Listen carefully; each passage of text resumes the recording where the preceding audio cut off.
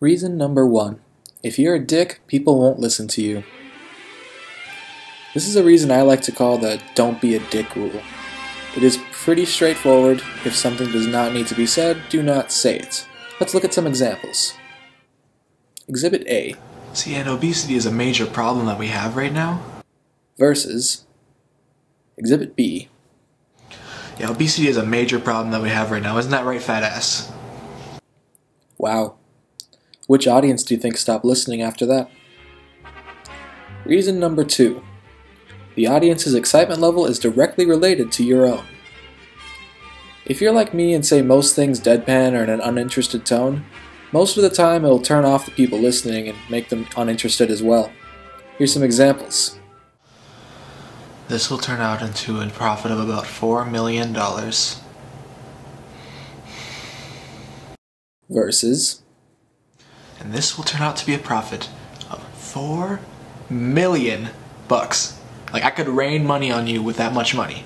Like, that's how exciting this is. Like, I am, like, trembling. Like... Reason number 3. Your life and experiences make you who you are. Everyone has life experiences, including yourself, obviously. Incorporating those experiences into your presentation is not only a good way to make yourself appear more normal and relatable, but also because it can let your audience know that you know what you're talking about from personal experience. Examples. Building a business is like climbing a mountain. It's very, very difficult. Not that I really know, because, I've never climbed a mountain, but I have built a business and it's very difficult.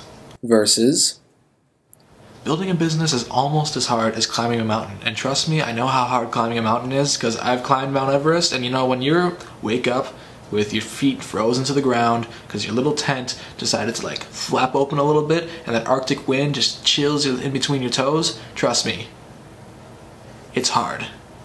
And I know how hard climbing a mountain is, because it's only slightly harder than building a business from scratch.